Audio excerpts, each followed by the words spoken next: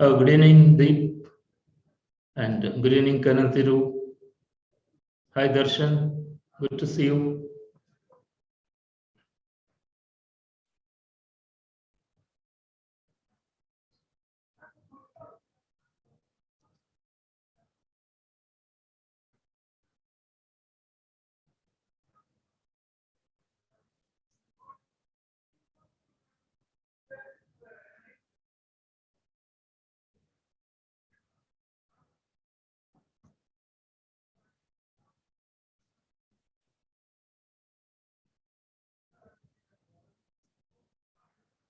Okay, I'll start the meeting. In fact, I'm doing this live stream first time, so I'm also trying to figure it out and hope it is coming clear to you.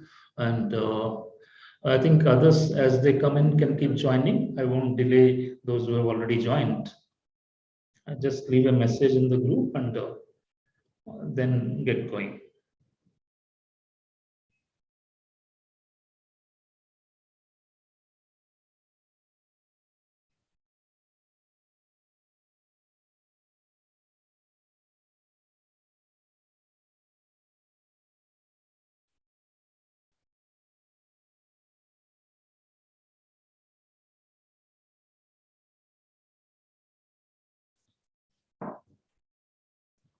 Okay, I'll first start with the data, hard data, which is most important. For that, I'll share the screen.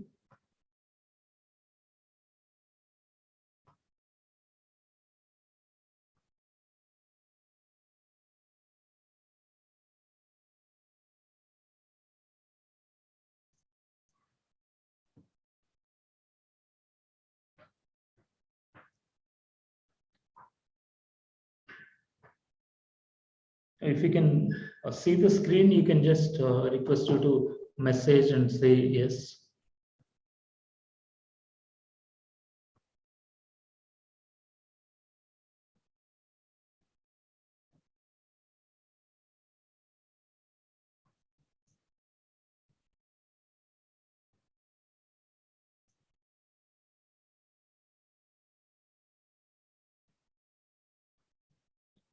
Those of you in the meeting, hi Jasbir, good evening. Okay, yeah, okay, you can see that. Thanks. The Here it is the first point of data is I've taken data as on end of trading day yesterday, 22nd. I didn't have enough time to update today's. So it's from 1st January till yesterday closing. But it might have changed a little bit today, but not much. And similarly, by end of the year also would change. Idea of this is not because there's no financials hinging on this particular meeting. It's more for drawing lessons and learning some things. I learn and share with you. So in that, what we are saying is from 1st of January, if you take Sensex and Nifty, both the main indices that the broad market is referred to, I given the price as it was on the starting opening price of on 1st January 2021, beginning of this year. It was around Sensex was 47,868 and Nifty was at 14,868. And at the end of trading yesterday, Sensex went up to 56,930 and 16,955.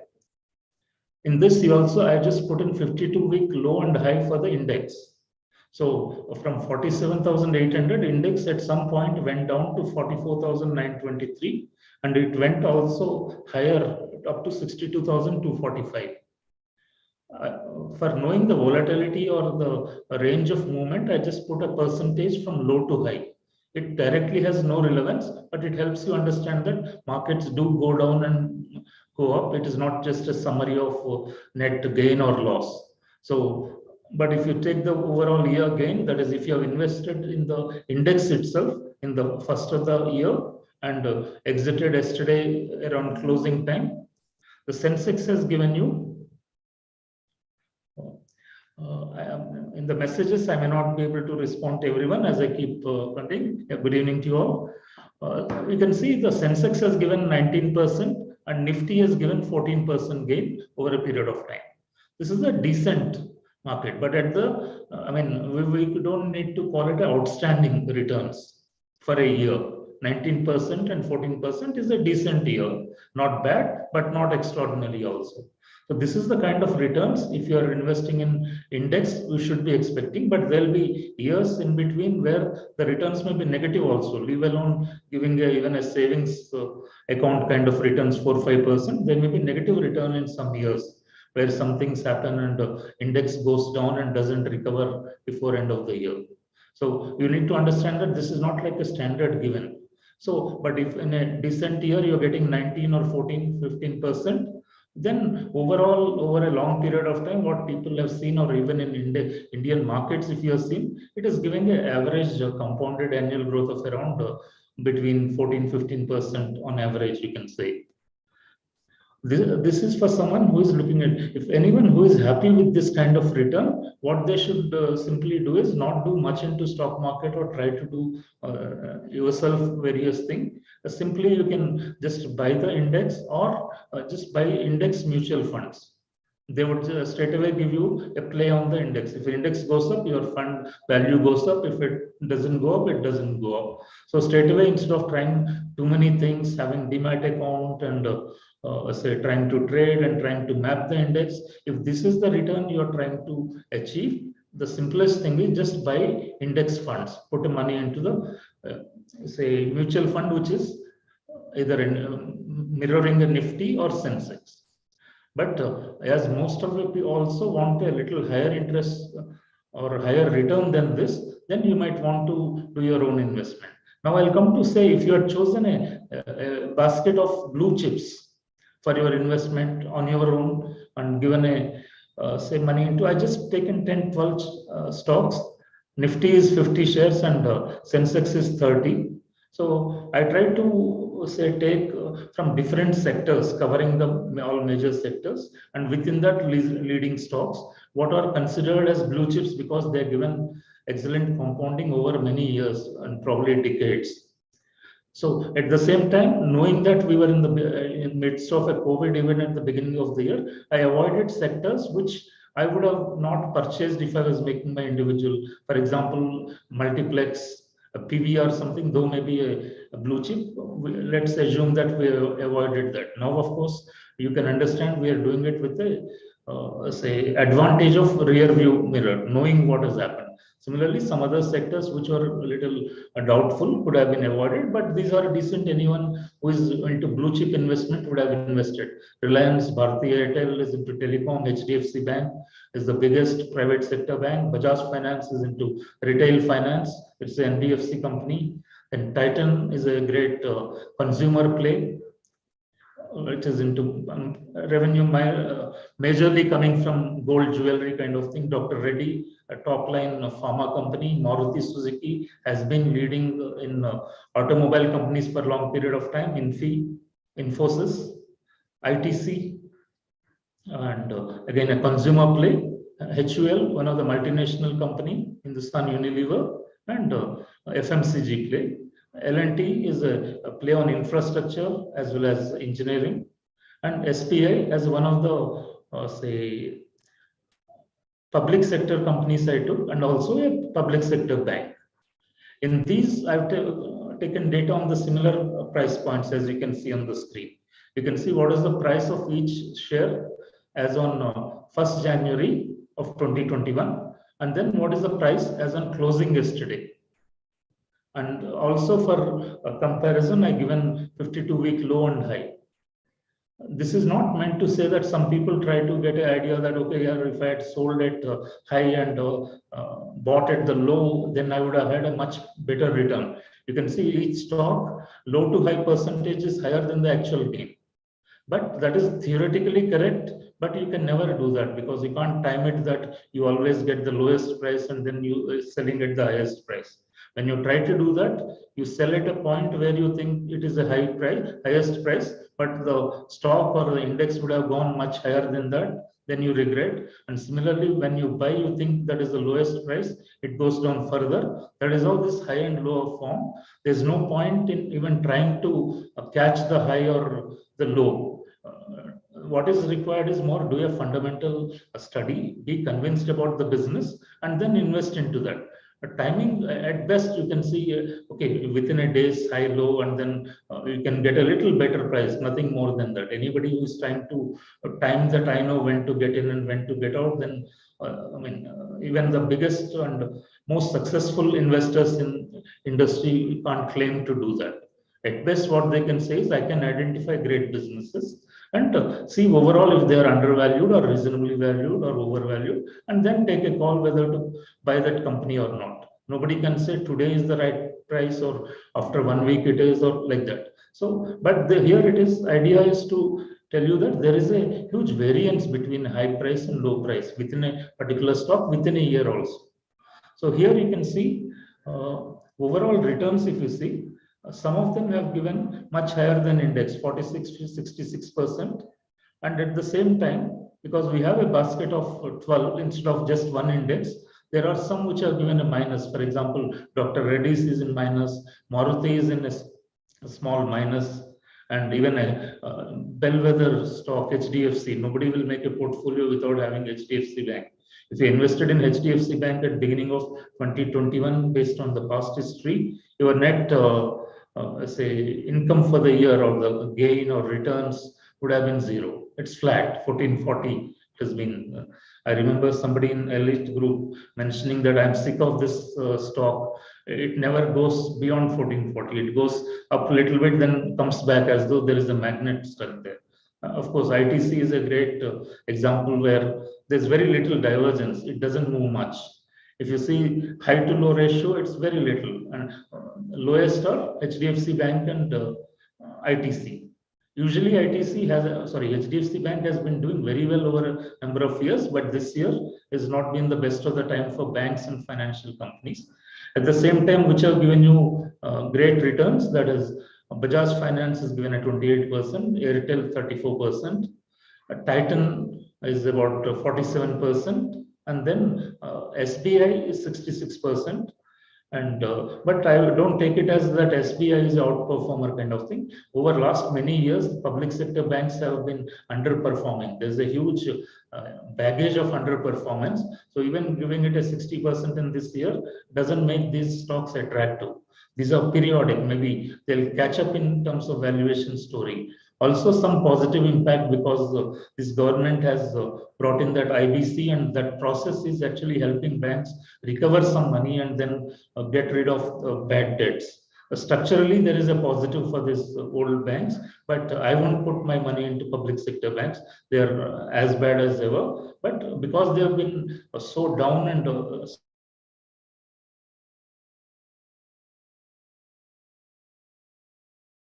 steeped in probably the year. This is the example of a blue chip portfolio. I mean, this is just an example, as I said. You may remove one, two of these and have something else. That is not wrong. You can still call it a blue chip, because from the index stocks, they reached the index because they performed well over a period of 10, 15, 20, 30 years. So any of that is fine. You can have your own reason why you have one stock and not have one of these. But this is to give you idea that, okay, if you've just done your own investment and put into blue chips, the returns, some of the stocks, if you picked right, can give up to 50, 40, 60% return, and some could have given to negative 10% also. So in between, your return would be something like that. Here I would next show and draw comparison with a portfolio I had recommended at the beginning of the year.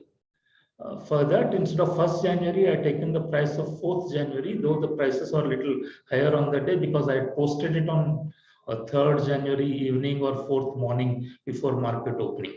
So I taken the opening prices of 4th January in this. On the top, I've frozen the pain. That's why you're saying still the 1st January, but just for your understanding.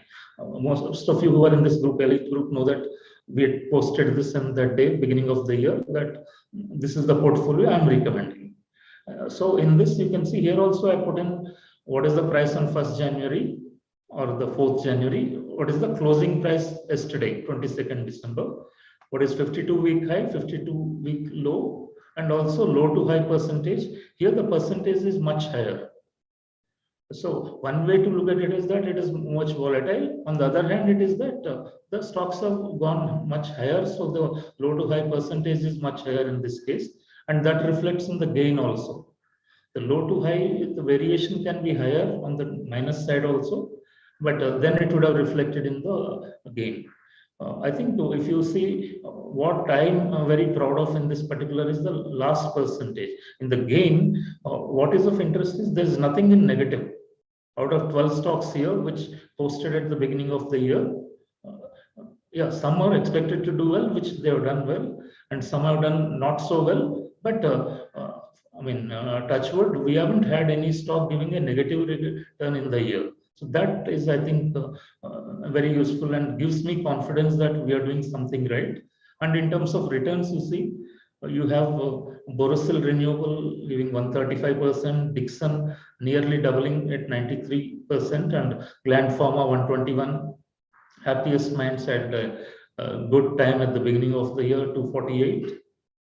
Tejas about 200 plus, and Olectra has been the star of for the year, which is almost 6 times it has gone to. It is 480% returns.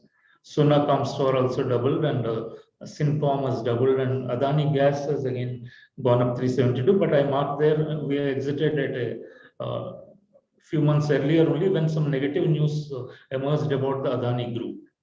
So without risking, even then the return was around approximately 300%. So in this, what we need to see is that what is of interest. Don't take it that if you pick stocks other than blue chip, then that will give high return. No, the risk is much more. You are actually more likely to lose money. But if you pick the right stocks, then of course they can give more returns than index or more returns than blue chips. So this requires picking some stocks. There are 5,000 listed stocks. If you just pick any 10 and assume that they will do well, you will lose a lot of money. So it needs a deep research, understanding, and you need to understand why you invested in a particular stock. So it is not just a lottery that, and at the same time, it is not a point that these are only the best performing stocks. There are many stocks which have done much better than this, which have given a higher returns than Electron. So you can't also catch everything. It is nobody is that you don't need to also. In the end, what you're looking is return for you. If I'm putting X amount of money, how much return am I getting from that? And so we won't take too much more time into this data before going into actually analyzing it. The whole idea is that we need to arrive at some lessons, what we have done right, what we have not done right, and then what should we keep in mind as we go into next year. As we are at the end of the year, we'll be going into 2022. We had two good years in the stock market, 2020 and 2021. So going into 22 and then making this kind of returns won't be easy. It will be that much more difficult. But is it possible? Of course, it is possible. It is very much possible. But it will involve a lot more discipline, a lot more research, and much more patience. In this, what I've done is the same portfolio. I'll remove this top row.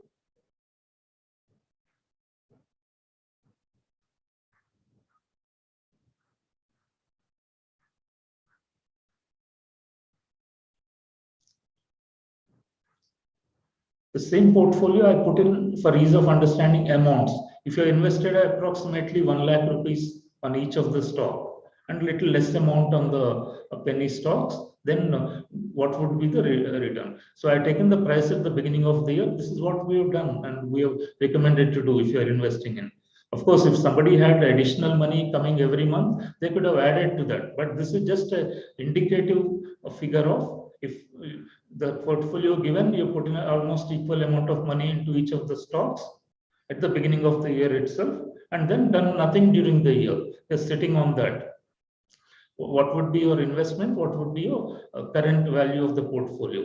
So your investment has come to 10 lakh 82,000. Initially, we made it for only 10 lakhs, but then later added one stock in which we put in small amounts of money. It added up. There were some stocks which we added during the course of the year. I've taken only the stocks which have been in the portfolio for at least 6 months. that is from 1st January till anything added till 30th June I added. There were some stocks which we added even 2 months back and a month back, though they are giving 200%, 300% return. I didn't include them into this because when we're doing a full year review, it's not fair to take a return on a 3 months or a 4 month period and putting into it. Will not give a correct, accurate. We'll add them to the next year's portfolio. And so now here, as you can see, the returns and all percentage is same, but just that we have a value here. So your 10,82,000, I mean, it could have been even just a 1,08,000 rupees also. It doesn't need to be that it's only big amount. In the end, it's percentages that you need to look at. So 10,82,000 portfolio is now worth approximately 30 lakh rupees because you got a gain of 19 lakh 12,000 rupees in this period.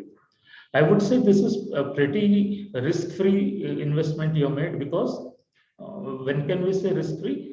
Nothing is gone in negative. It's not like a lottery that, okay, you purchase 10 stocks in that 4 have gone down, completely lost out, and 1, 2 have given small returns, and you got a lottery in 1, 2 big stocks. So the return is showing off that.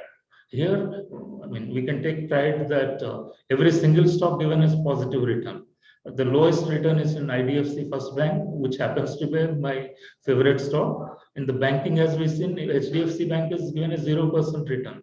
So compared to that, 19% is here. And rest of them, like the Galaxy Surfactants had given 32%. These are only the 2 stocks, and 3i Infotech at 71%. Rest all are in a triple digit kind of gains. And the same portfolio, when posted at beginning of the year, I given these remarks also. Why we are investing in a particular stock? What is it? And at the same time, I've given an audio message, elaborating on each stock, explaining what is good about it and why it makes sense to have it into a portfolio, which I call a growth portfolio. So here we've seen 3 things. One is a standard index. Then after that, we have seen a blue chip portfolio, and then a growth portfolio. My point is not to say index investment is wrong or say blue chip investment is wrong. Definitely those 2 are safer. You should get into trying to make a growth portfolio only if you have that level of research time and you are able to figure out exactly what is going to. Otherwise, what looks like fantastic, the profit can be in red, and these returns can be, of course, you can't have minus 100% return or 200% return, but it can be 30, 40, 50% minus can hurt badly. People can, lose their hard-earned money. So if you're having that averages, then it need to be stay away from that. But if you're able to get a decent portfolio, which is not making, nothing is making loss, and even if 1, 2 make loss, but small amounts, but others are doing well, then you can have a confidence. This said, I'll close this data point and get into actually trying to discuss what can we learn from this. I'll remove this share and I'll put the presentation.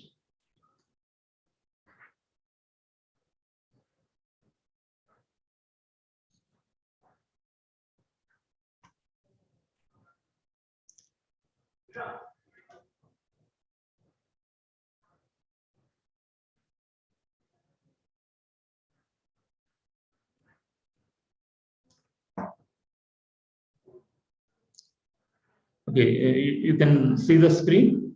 Please just put in the comments yes or something.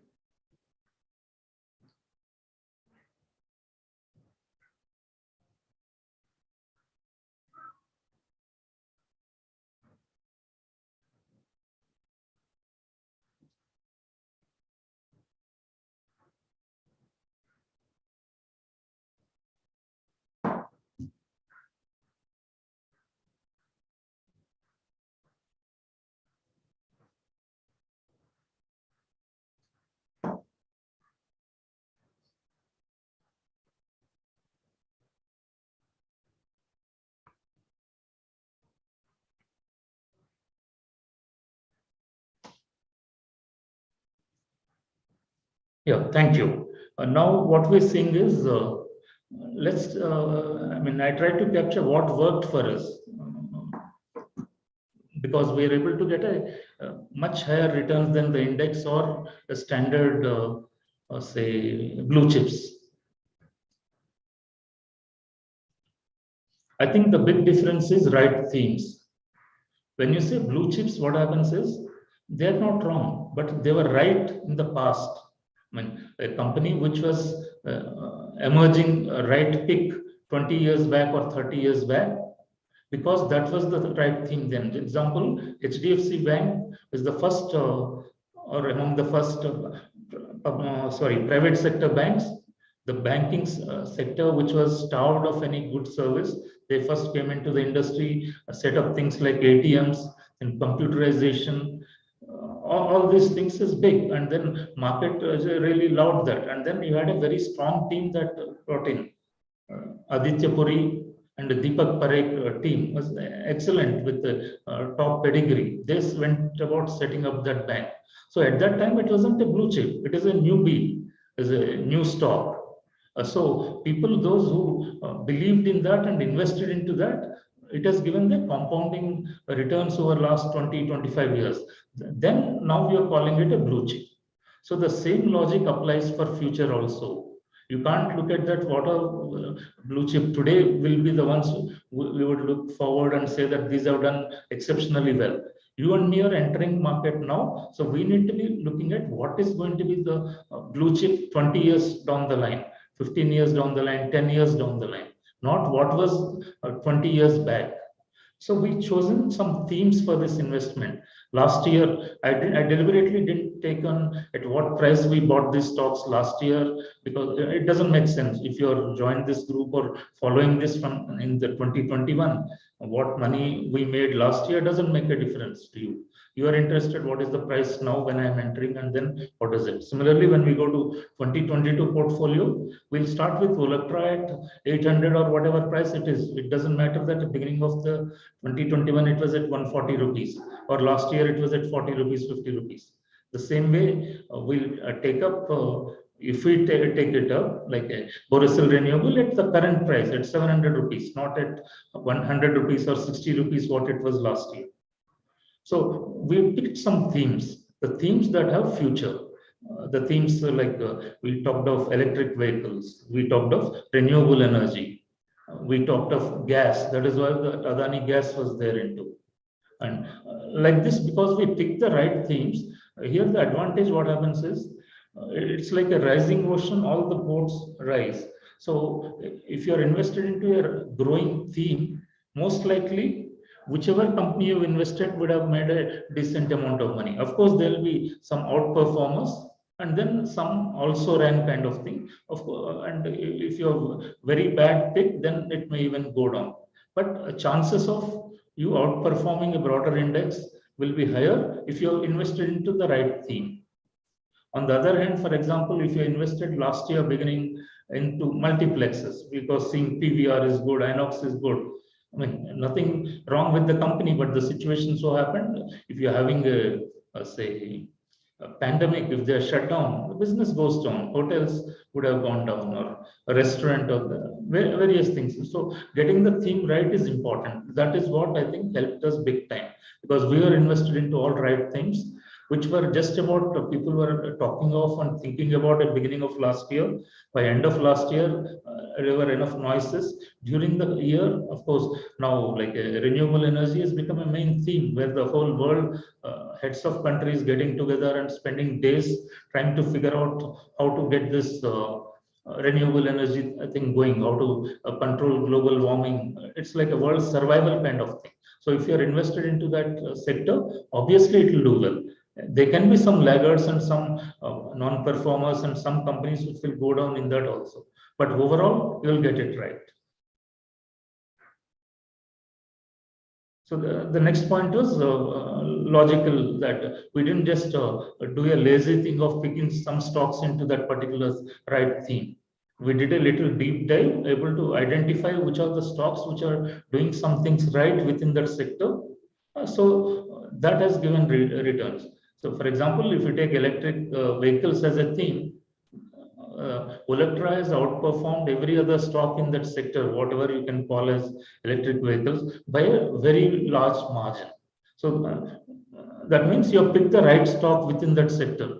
You didn't get carried away by, oh, Tesla is making a lot of money, means electric vehicle, I'll find some car company and put money into that. I'll buy Suzuki is making some car, or Honda or Toyota, or even a say what is that? Tata Motors is bring out with 1 2 cars. No, none of them made real big money in the electric vehicle as yet. So we took a little different approach, identified that commercial vehicles movement will be faster, adoption will be higher, because governments are going to invest in that, and that thinking proved right. And so you see this company which had almost nothing, 100 or 120 crore say turnover last year, now sitting on an order book which is worth 3,000 crores. So obviously when that kind of transformation happens, the stock price zooms, and you gain from that. So identifying the right stocks is, important. Within right themes, you pick the right stocks. That is when you have a bumper results, as we have seen in the data before. Discipline. This is important. Along with that, no conviction. These are combined. That's why I'm showing them together. Patience. Yes. I'll give you 2 3 examples here. Borosil Renewable, I've been recommending from a long time, and I had a conviction there. But if you see from the beginning of the year, for a long period, from January to good August, September, it was flat, nearly flat. It will around 250, it will go up to 320 and come back to 250, go up to 320, come back to 250, like that for 8 months. When a whole lot of stocks are say giving fantastic returns, other stocks are going up, and then this stock doesn't move. Naturally, a lot of people tend to get impatient. If you don't have conviction in your research and don't believe that this is the right pick, it's consolidating, or there are various reasons why it doesn't start moving. And it's not that every stock its only job is to keep going up every day, 365 days a year. It doesn't work like that. They go up in a very steep manner for some time, then consolidate. They can move sideways, even somewhat they come down a bit, then consolidate, and at some point again start going up. So this is the point where I want to go back to when I mentioned, don't try to catch the high and also the low. You will never be able to do that. So in this, say a lot of people I know who lost patience with that. Okay, this is not working here. This doesn't, don't know what is the problem, but stock is not going up. It has become like ITC. It goes to 320 and comes back. And in 2 months before to actually when it started moving up, it wasn't even going to 320. It was remaining below 300. But when the movement started, then most people, same people will complain that it is in upper circuit every day. How do I buy? So from that 300 range, it went to 700 almost non-stop. So because in this case for the study, I put the somebody with a discipline and conviction in the stocks that we picked, and had the patience to wait out. Only they could get this fund. So in between, if somebody has lost that patience and exited in middle, then their returns would look much different. The same with even Electra. It is not that from beginning of year it has been going up 20% every month. No, for 5 6 months it was going flat. It remained between 142. It went up to 180 very quickly, but between 180 to 220 it remained. It kept moving sideways. It goes up little, comes down little, goes up little. For months together it happens. So you need to understand the nature of the market. So you be in stock market to make money, not for action. If you're action freak, go and watch some Akshay Kumar movie, or play some video games, PUBG and that kind of whatever the latest action games are. Stock market is not for action. Stock market is for you to make money. So to do that, you don't look for action. Every day you look at what do I do. Similarly, a market goes down or badly, say 1500 points or 2000 points, it goes down. Your stock has gone down 5, 10, 15, 20%. If you're looking at what do I do, then you're not an investor. You're here for a quick buck, and so naturally you are shaken up the moment price is not going against what you expected. You need to understand it's very much part of the market, because people come in, people make money, some people exit, some people part exit, new people come, invest, everything. And similarly, within business, various dynamics happening. Even the best of these companies, they had a bad quarter because there was a lockdown, they couldn't do that. Some order may get cancelled. Various things keep happening. So in this dynamic space, I'm also not saying that you should just stick to and do nothing because you purchased a stock. You're not getting married here. You're making an investment. So the moment we came across, in fact, if those in the elite group remember the Adani news when they came up, I posted in the group a day prior to it coming in the media because I saw it on a say tweet given by Tirla Dalal. Tirla Dalal is the lady who first unearthed Harshad Mehta's scam. So somebody with that kind of credibility puts out a red flag, then it doesn't make sense to wait for it to explode and then try. So even before it is reported in any economic times, I put out a tweet and recommended that everybody exit next day morning itself, which most of you did. And you could see that from there almost 40-50% every stock of Adani Group had went down over a period of next 1-2 months. Then, of course, whether I think the market was convinced or the problem gone away, whatever, then the stocks again have picked up and gone because there is a very strong fundamentals there that is not under question. That is why they went back up and they're going up. So any change in fundamental news, you have to act on it. So, and in the last point, we'll be covering a mindset that is required. So I won't say jump that and cover it here.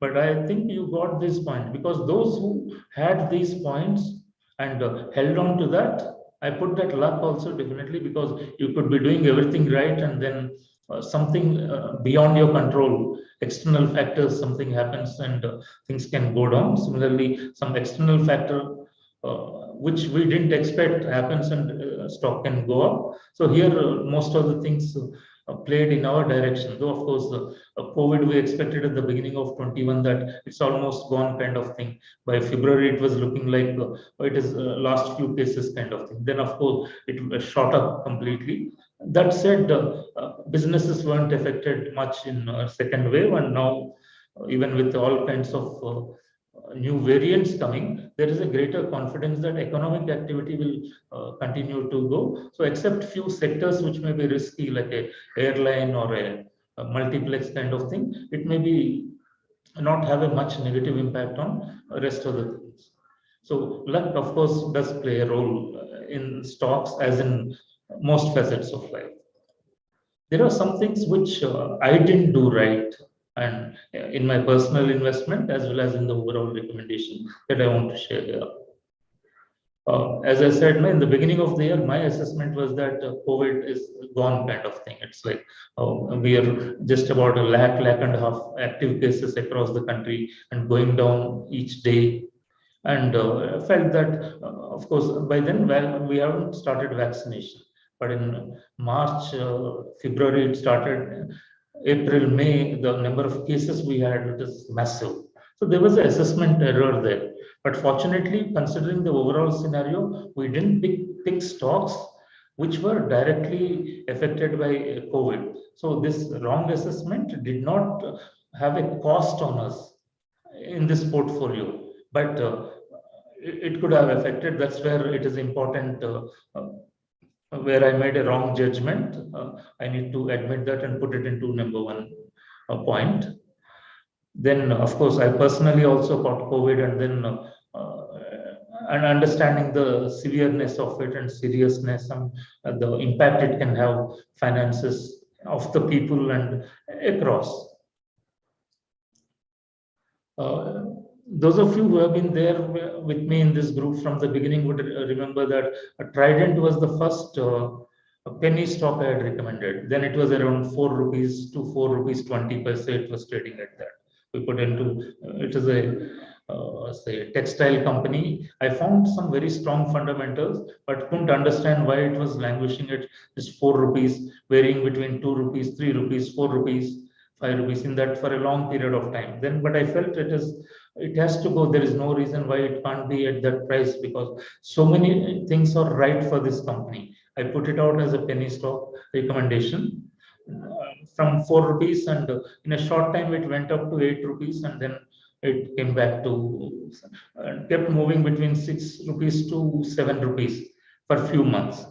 Then I lost patience and also didn't have too much conviction, because I kept looking at, okay, if it is at only 4 rupees, why?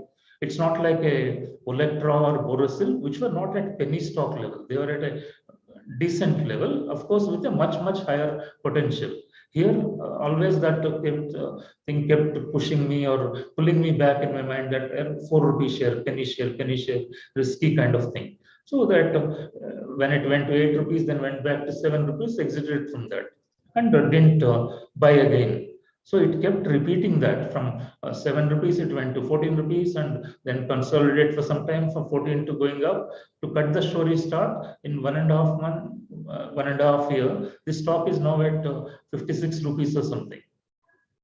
A simple from almost more than 22x returns the stock has given. Having researched and identified the stock, I didn't have the characteristics, as I mentioned in the previous slide, that conviction was lacking, didn't have the patience, and probably I was looking for something which would move quicker kind of thing.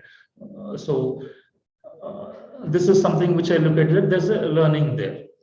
I didn't make money that entitled from recognizing that, and I hope that some of you who bought it didn't sell foolishly like I did, and enjoying the benefits of that. This is a important factor I learned as the year passed. Last year I didn't recognize this much because it's like early days, and this year, let me just explain this part, not adding to growth. I take an example of, we've invested 10 lakh at the beginning of the year, but not all of the we are doing like have put a bulk income. Even if you put a bulk amount in the beginning of the year, every month, say you have some surplus amount of money, some extra money which you want to add to your stocks. My recommendation is, don't keep adding to more and more stocks. If we find, of course, one new stock, two new stock, we'll add to the portfolio, but compulsively don't try to put more money into new stocks, because then you need to monitor those many more stocks, which as an individual, it's not possible. If you have anything more than 10, 15 stocks, or at the high end 20, you need to be having a fund with a number of analysts and all monitoring it. Otherwise, you are not giving enough focus to that, and it's unlikely to do well. Yeah, you can say that whenever some stock good news comes, you can say, I'm having that in the portfolio. It gives a brownie points to yourself and a self-satisfaction that I didn't miss that. But overall, what happens is that because you've invested in 100 stocks, even if two of them, four of them, five of them give bumper returns, the returns get averaged out, and your net return will be very small, because other 95 haven't given that much big returns. That's where staying focused is better than having just adding. So now coming back to this point, not adding to growth is, so when I had that additional money, what I would tend to do is invest, put that money into stocks which are yet to grow from that particular state. If you, for example, go back to the previous slide, within that portfolio, for example, if I'm adding to, say, IDFC First Bank or something else, whereas in the beginning of the year, what was shooting up on a daily basis? Happiest Minds. So from 300 rupees we've invested. So the what could have been the right thing to do is, if something is going up, add money there. There's no hurry to add money to stock which is languishing. Of course, it may go up in future, or moving sideways or consolidating. So on the other hand, as I'm also like a layman, say weakness, you can say, instead of putting money into the stock which is shooting up, like Adani Gas was going up, it has gone 5 times in a good 5-6 month period. Similarly, Happiest Mind has gone up 5 times, 500%, 400% in 4-5 months. In that period, number of small amounts added, but not into those two. Why? Because it's already growing. The value is looking big, and the price is also looking big. And as another human side is, this stock here, Happiest Mind, I bought it at 300 rupees. So I'm not very, won't easily put money at 600 and at 900.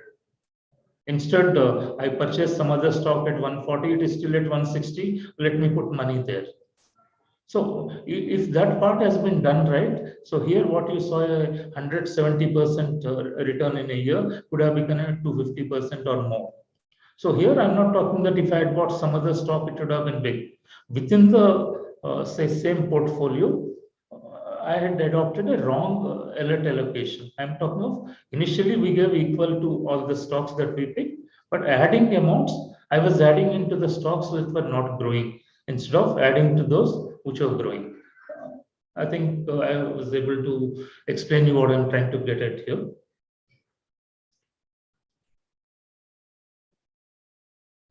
So strategy for next year or going forward, every year, of course, this will be is that you need deep dive research.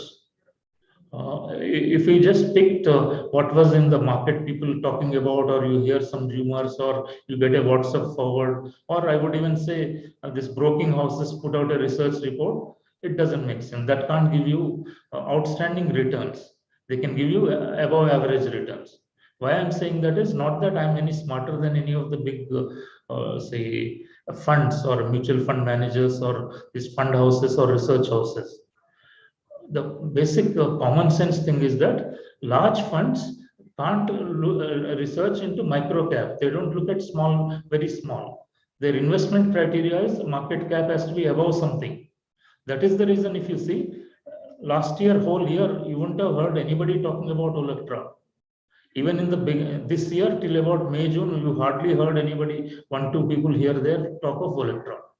That is because it was too small. Now, as it gone almost 15 times from our initial, 15 or close to 20 times from our initial investment price, what has happened is also that the overall market cap has increased. And then now you see a lot of news articles about talking of Electra. You don't have anybody talking of electric vehicles today without covering Electra. So it doesn't mean that if you are only following what somebody says on a business news channel or some top shot is talking, you can still make money. Like you can get into Electra today and make money, but you would have missed that like 1 lakh rupee turning to 20 lakhs now from last year beginning to now. You would rather getting it now at 20 lakh rupees, 20x price. So what I'm trying to do here is by doing a deep dive research into big stocks which are yet to be say prime time news, which are yet covered in television channels and not yet covered by any big houses, and probably they don't even know that such a company exists. Then if you do, then you can have outstanding returns. But of course it's a lot of work also, and it needs to be right. If your research is wrong or if you take a wrong call, because these are such small companies, the chances of losing money is also higher. There are a number of small companies which lose a lot of money, and so that with that risk, and if you understand that risk part, and if you have the ability to do a deep dive kind of research and pick right stocks, then you can make serious money in this stock market. Replication, as in the moment you understand the process of how to go about it, then it is simple after that. You need to replicate what is working. And of course, cut out the mistakes that you have made and then learn from that.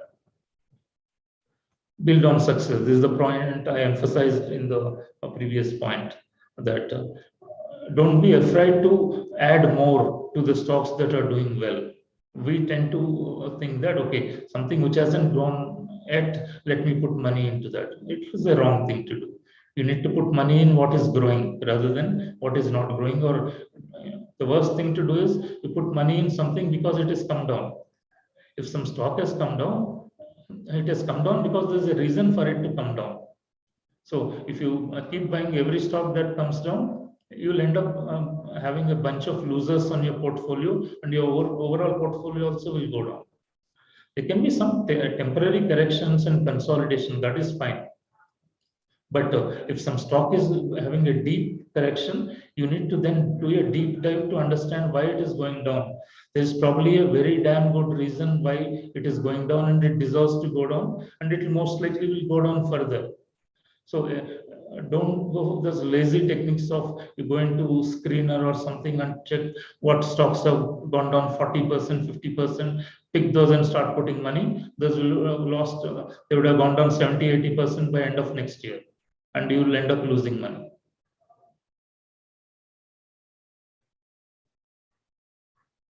Act when needed. So in this 2 points, one is don't act for the sake of it, and two, don't hesitate to act when it is required. That is, if there is a negative news about a business, then it's like I would say a common sense scenario. If I'm in an office building now, if I see smoke and the fire alarm running, I should just run for the exit and get out of the building rather than thinking and strategizing. Oh, it may not be just smoke, or somebody is smoking too many cigarettes. There may be no fire, there may be no danger, or probably the fireman will come and will be able to handle that. Why should I put my life at risk? I should do all that strategizing once I'm out of the building. So first thing I need to do is get out of the damn building. The same with the stock market. You put your hard-earned money there. If there is seriously, not by rumors, not that you see something on a WhatsApp forward and or you see something on the internet or some YouTuber putting some crap out there, you look at it and then you start panicking. No, you can. Nowadays, you have tools at hand. It is very easy to check the correctness of news or from the website, from the NSC, from BSC. But if there is a problem, then don't hesitate to exit. And similarly, don't act just because prices come down. You're purchased into that. I mean, prices come down 5%, 10%, 20%. It's okay. It's normal. It come down to 30%. Still okay. It happens. Because if you have no problem with the stock going up 300%, from that, if it has come down 20%, 30%, correcting and consolidating, be kind. It happens. Yeah, you do need to, the moment it come down more than 25%, do a little more deep study to understand, is there a problem that I'm missing? If there is, then exit. But otherwise, don't try to act on everything that happens. Some say genius will come and say the index is going to crash. Even he doesn't know, and you don't know why it is. But because they're saying, then you're anxious. You can't sit idle, or your mind is not at peace. You're not able to sleep well. You don't know you want to sell. That is not the right way to do that. But at the same time, if you find a good reason why something is going to go down, then act. So don't act for sake of it, and avoid acting when it is needed. A lot of people don't act when there is bad news because a typical ego comes into play. I purchased a stock at 100 rupees. It has come down to 80 rupees when that negative news is coming. Every stock and index you have seen that from a purchase price, there is a lower price. So here, if I sell now, I'm losing 20%. It's very smart if you lose only 20% instead of losing 40% after 2 months, or losing 60% after 1 year, and losing 80% after 5 years. It is absolutely foolish thing to do. You are absolutely very smart if you lose only 20%. Act on it. If you, I mean, those of you holding some old stocks and lost money, do an honest assessment to yourself when you're bed before going to bed. Think, if 500 rupees stock didn't come to 2 rupees or 5 rupees overnight, or in 2 days or 3 days or 1 week. From 500, it has come down to 400. From 400, it come down to 350. It come down to 300. At each of these stages, you had an opportunity to sell. You didn't sell for the simple reason that I bought it at 500. It has come to 400. I'm losing 20%. Why should I sell? Let me wait. It will probably go up. So you kept holding. If you didn't sell at 400, naturally you won't sell at 300 because the loss is now 40%. How can you sell at 40% loss? So now we are sitting with the same stock, which probably is not even trading, and it is at 90% or 80% loss if it is trading. Now you don't sell because it is admitting to yourself that you have been a damn fool. Getting the stock wrong is not wrong. Junjunwala or Warren Buffett happens a lot of time. They buy a stock and then after a few months sell it because the business scenario has changed, or they got it wrong. It was a wrong call. So they limit that loss.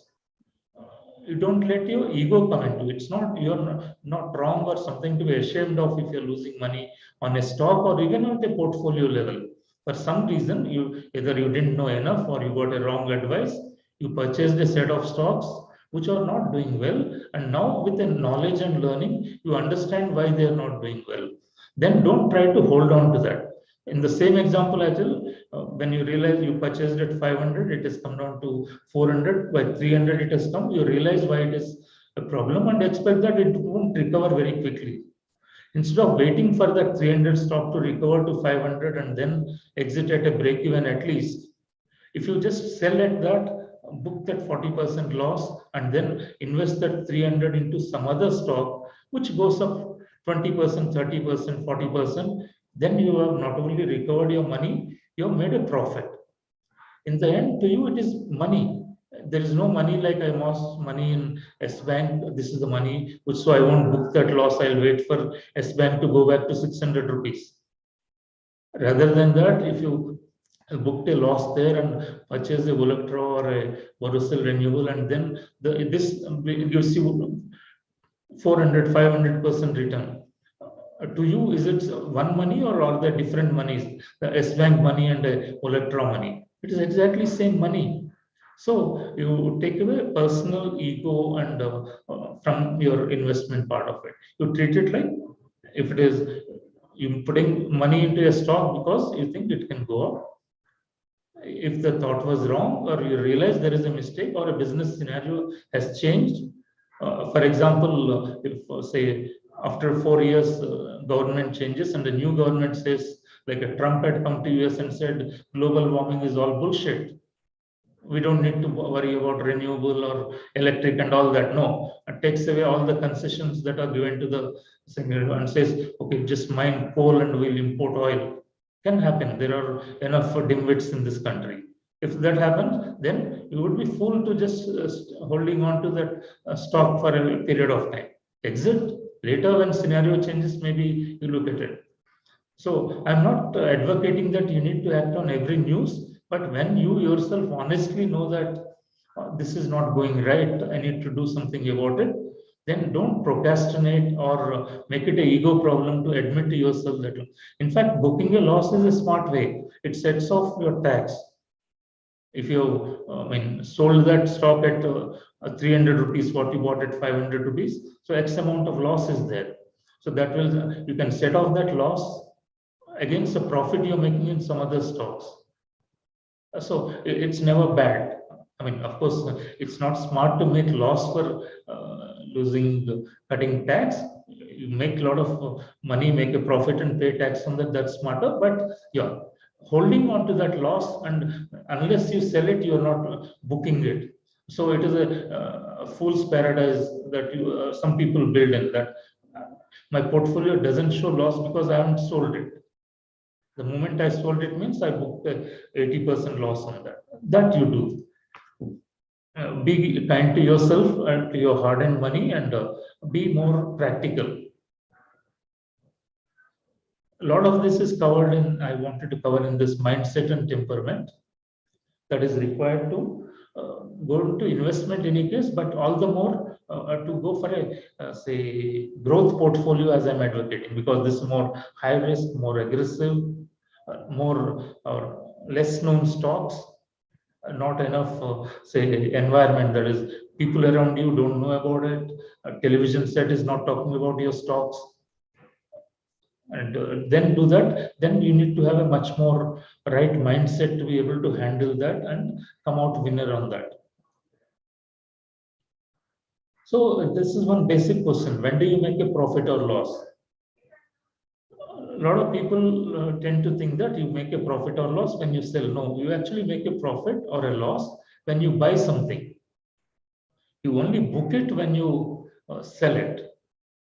That is, if I made a good profit when I purchase the right stock at right price.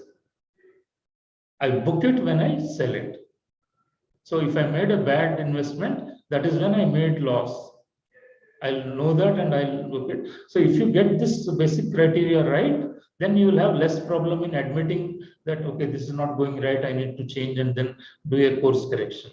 So don't be emotional to accept that something didn't go right and you made a loss. It's fine. Rather than holding on to that, move on and make a fresh investment and make a fresh call, which will probably give so much profit that all that loss is covered and you get much more than that.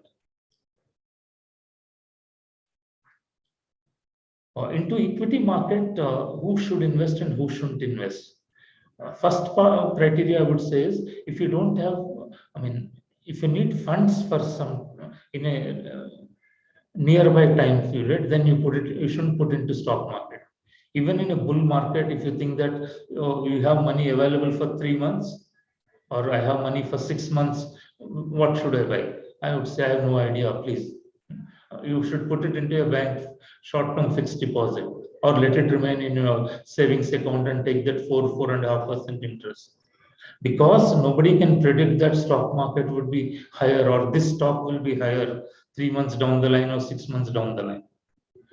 At the beginning itself, you know you have a fund need 3 months down the line. Only fools will, or those who don't know what they are talking, will tell you that, okay, I'll tell you where to invest for these 3 months. There's no such thing.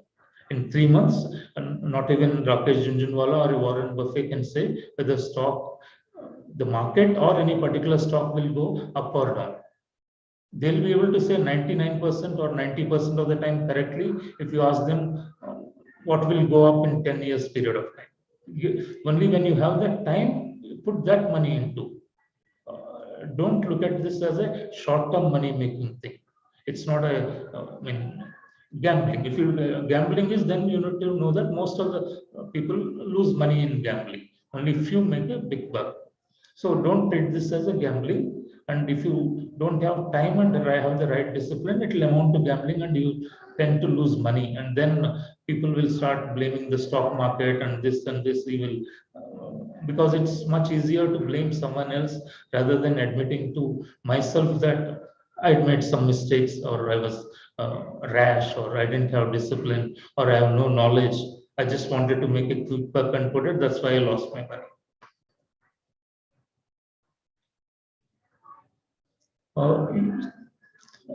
Even when you're investing in, say, one stock, you do a passive investment in 10 stocks. That is, if you have a portfolio of 10 stocks, observe and follow various things, number of them. And those particular stocks, what you have purchased, you should have a close monitoring. Close monitoring doesn't mean that you look at the stock price 10 times in a day. You don't even need to look at the stock price, but you need to be aware of what is happening with the company. How do I do that? I do it simple, because I have my own full-time other work that I'm involved in. So I have put a very limited time to this whole stock thing, not more than an hour in a day kind of thing. So how do I manage a portfolio? Nowadays, you have tools. You put a Google alerts to the companies that you put in. You search and keep. So anything, any news anywhere comes in on that particular company, immediately your Google will put up a alert for you. For example, when factory catches fire, it is bad for the business. You need to know the damage, and if it is real bad, then you need to take a call and sell. I'm just giving an extreme example like that. There is an income tax rate on a company you are invested in, and they find some black money, or there is some major case against the promoter. You need to be aware of so many things. But you can't be, you have your full-time jobs, you're busy in your career, you can't be expected to do full-time onto it, but not required. You have those alerts, simple. Then there are companies like screener.com, on which you put a follow on those particular companies. So once in a day before going to sleep, you click on that, and any news relating to those companies, it throws up in the feed. So it won't take more than 10-15 minutes if you have 10 stocks to look at what is happening in those. Then you do it religiously. So every day at least you are observing and following what your business is doing. Invest for long term doesn't mean that you invest now and don't see what is happening with that company till 10 years. A lot of wrong could have happened and you may end up losing all the money. So don't keep acting every day or don't get anxious, but just keep knowing what is happening there. So with these technical tools, it doesn't take much time or effort. I think that is self-explanatory. Don't act for the sake of it. And look at percentages. Look at gain in percentages. For example, if Say HDFC Bank has gone up 14 rupees. 14 rupees is a very good gain. And IDFC First Bank has gone up, say, only 8 rupees. Don't go 8 rupees, 80 paise it has gone up. So IDFC First Bank going up 80 paise and HDFC Bank gone up 14 rupees. At a first look and a layman's way of looking at it, HDFC is going up big. Whereas in percentage term, 14 rupees is just 1% gain for HDFC Bank. And 80 paise maybe 1.5%, 2% for IDFC First Bank. So everything is at percentages. In news article, even media sensationalizes and writes article without actually knowing the percentages. They say, oh, last year Reliance is the biggest wealth creator. They're right. Technically, they're not wrong, but it doesn't mean anything to you. Their market example, if the market cap has gone up by 1 lakh crore in a year, which is fantastic. 1 lakh crore is phenomenal, good for the country. But if you're an investor in Reliance Industries, Reliance market cap is 15 lakh rupees, 15 lakh crores. And the gain in a year is 1 lakh crore. That comes to, I think, 7.5%. Nothing big. Whereas you can say Olectra wealth increase maybe only 5,000, 10,000 crore. But if it is a 4,000 crore company and it has increased 10,000 crore, your gain is 400%. So start looking at and understanding things in percentages.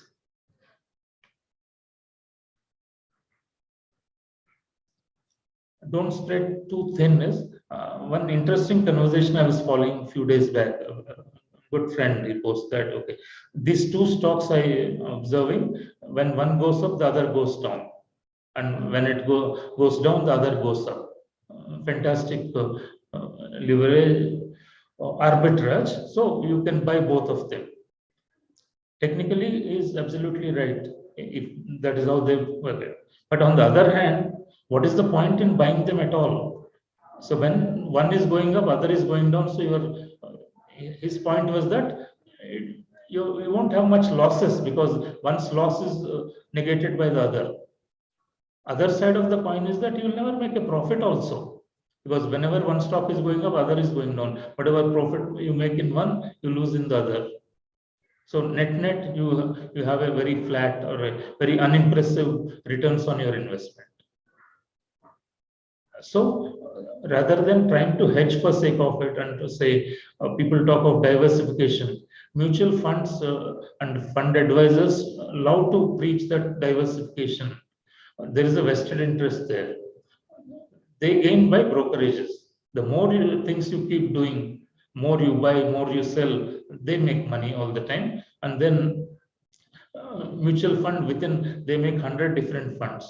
So don't diversify because you don't understand anything or out of insecurity.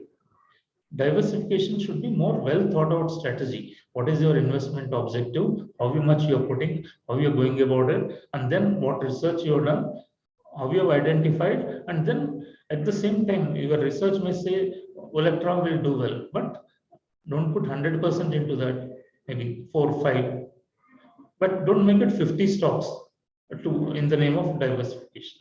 That is, don't spread too thin. In a way, if you spread it to 50 stocks or 100 stocks, a lot of stocks making money you would have in your portfolio. At the same time, a lot of stocks which are not making money are there in your portfolio. A lot of stocks which are going down also there in your portfolio. In the end, you will start reflecting a Sensex or the index. So you won't have good gains across.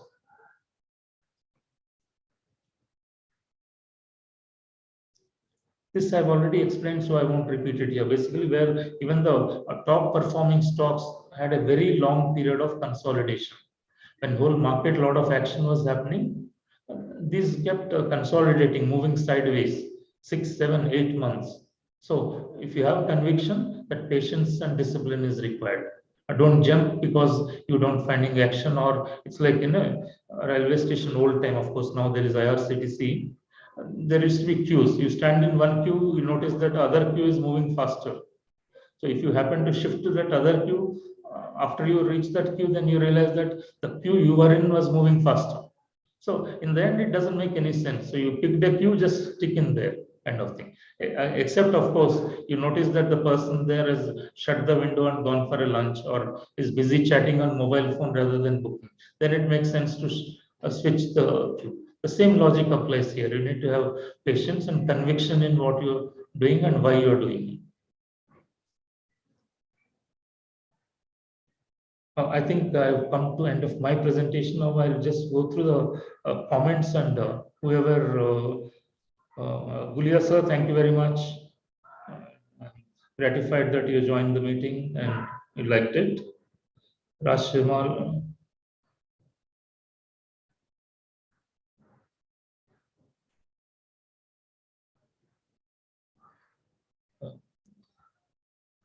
thank you, Sharma. You have been most encouraging and active in the group. That means a lot, because when you put in effort, when you see people say utilize that research and make money for themselves, it is gratifying. Thanks, Jaspreet.